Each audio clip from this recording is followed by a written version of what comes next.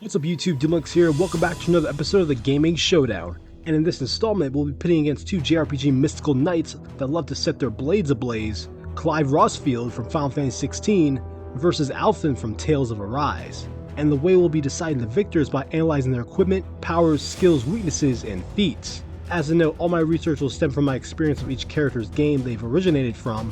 However, as of the recording of this episode, I have not played the DLC expansions for either Final Fantasy XVI or Tales of Arise, so anything that happened to Clive and Alphen in terms of increased power level, new skills learned, or combative achievements against specific enemies will not be addressed in this video.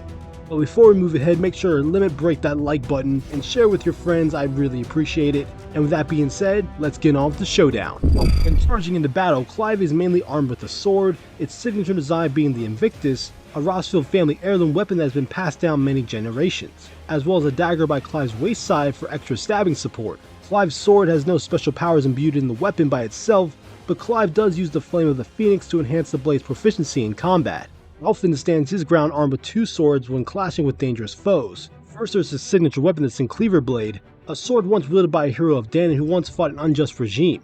Its pitch black blade is meant to invoke fear and the sins of the guilty from the foes the wielder vanquished in battle.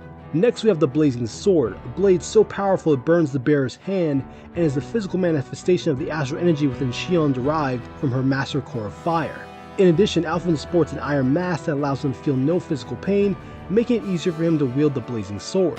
As a result, when it comes to equipment, both Clive and Alphen's signature weapons hold no advantage over one another in traditional combat. However, Alphen does have the upper hand on Clive with the use of the Blazing Sword, granting the Danon warrior additional power Clive's Invictus can't match. On top of the Iron Mask granting Alphen the ability to withstand any physical pain, allowing Alphen to be more relentless and reckless in combat, meaning this round goes to Alphen.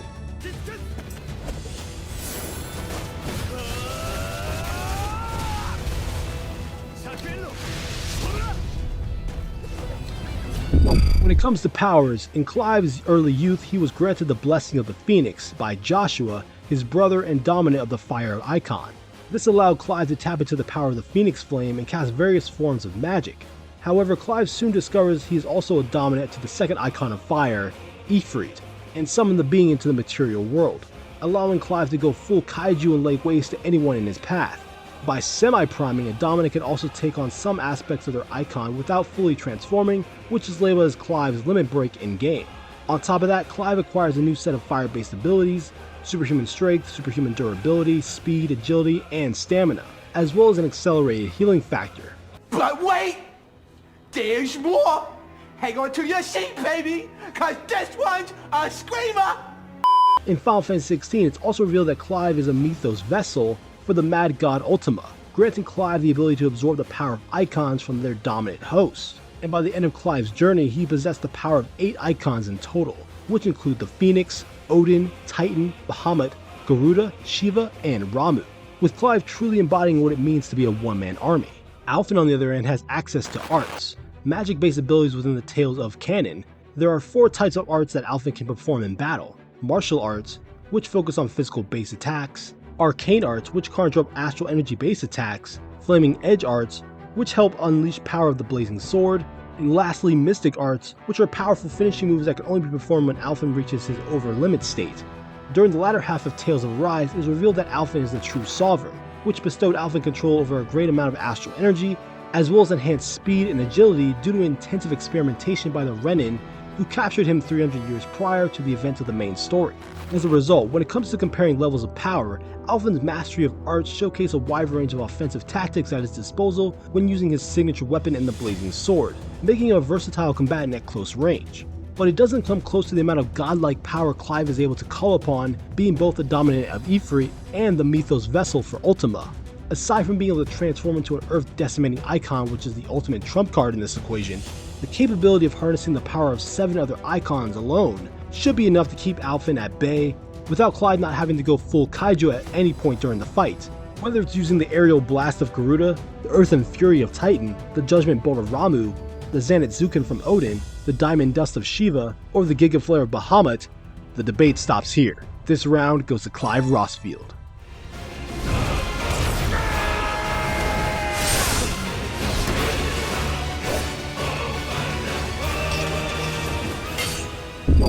As far as gifted talent goes, Clive is a master swordsman and combatant due to his training as the Shield of Rosaria, a division of the Ducal Guard who is assigned to protect the members of House ROSFIELD, including the Archduke of the nation and the current Dominant of Fire. Clive was able to achieve a special rank within the Order, known as the First Shield, the Dominant's personal bodyguard, who was gifted a portion of the Icon's power, enabling them to use fire-based magic without the use of a crystal.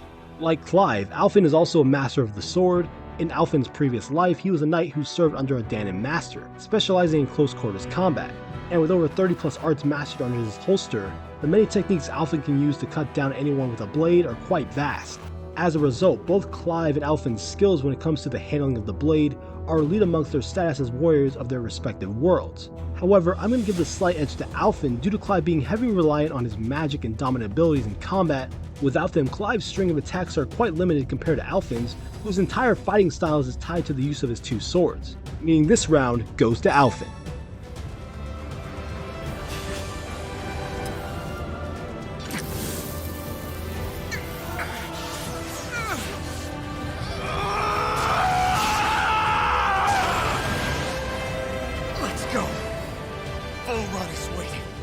Though Clive is a dominant with immense power, he is still vulnerable to most lethal attacks, mainly in Clive's human form, whether it's magic-based or physical weapons. There's also the Crystal's Curse within Final Fantasy XVI, a plague in the world of Valisthea, where channeling ether through one's body eventually turns them into stone, ultimately killing them in the process. There is no known cure for the curse, but it only affects those who can conjure magic without the aid of crystals, which are bearers and dominants. Alphen is no immortal either, being that he is not indestructible and is susceptible to most lethal attacks. And unfortunately, without having a healer, in this case Xion, to assist him in combat, using the blazing sword becomes a much higher risk for Alphen, as it makes using his strongest weapon detrimental to his health every time he unleashes a flaming edge attack. As a result, both Clive and Alphen have drawbacks when abusing abilities and weapons that make them powerhouse warriors of fate to go up against. However, I'm going to give Clive the advantage here due to the Crystal's Curse not having a strong effect on him until after beating Ultima, the final boss of Final Fantasy XVI, with all of his might and destroying the Nexus on Origin, which removes mankind's ability to channel magic through the flesh, and thus ends the Crystal's Curse as well. Compared to Alphen, if he were to use the blazing sword at any point during the fight, he'd already be putting himself at a severe disadvantage without Xion being there to heal his wounds, limiting his combative forms of engagement. However, when Alphen reaches his true sovereign potential, he is able to withstand the pain of the blazing sword. But without his two swords in hand, he will remain defenseless, whereas Clive has magic-based abilities to help gain the upper hand in the fight, whether it's the use of a standard projectile or his icon abilities. Meaning this round goes to Clive ROSFIELD. I said, it's over!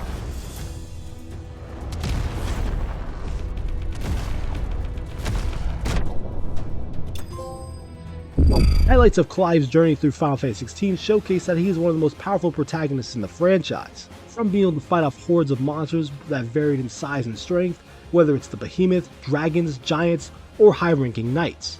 Tamed the power of Ifrit within himself by defeating his cursed shadow, survived a slash from Odin's blade, and while fully primed had Ifrit fused with the Phoenix to evolve into Ifrit Ryzen, defeated 4 dominants both in and out of their icon forms and absorbed their power, defeated the Mad God Ultima and restored balance to the world of Valisthea by destroying the Nexus on Origin. Alphen proved his worth and lived up to the true sovereign name by having the strength and skill to slay several Zeugles and Renan Knights at once, defeated the 5 Renan Lords, was able to withstand the pain of Xion's thorns and the blazing sword with the help of the Iron Mask, and channeled the will of Dana through the blazing sword, allowing Alphen to free Xion of her thorns, as well as use the core of the Great Spirit to fuse Dana and Rena into a single stable planet, intermingle with the astral energy of both, thus ending the cycle of war between the two races. As a result, both Clive and Alphen have accomplished enough to alter the course of each other's homeworld's futures, thanks to being unwillingly bestowed an exuberant amount of godlike power, tipping the scale of battle in their favor when encountering forces that test their limits as heroes destined to challenge fate.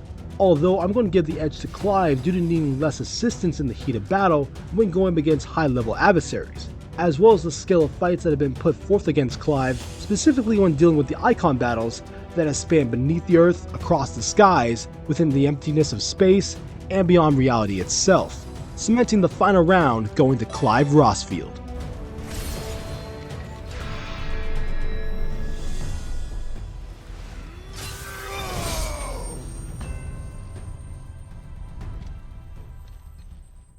And your winner of this episode of the Gaming Showdown is Clive ROSFIELD.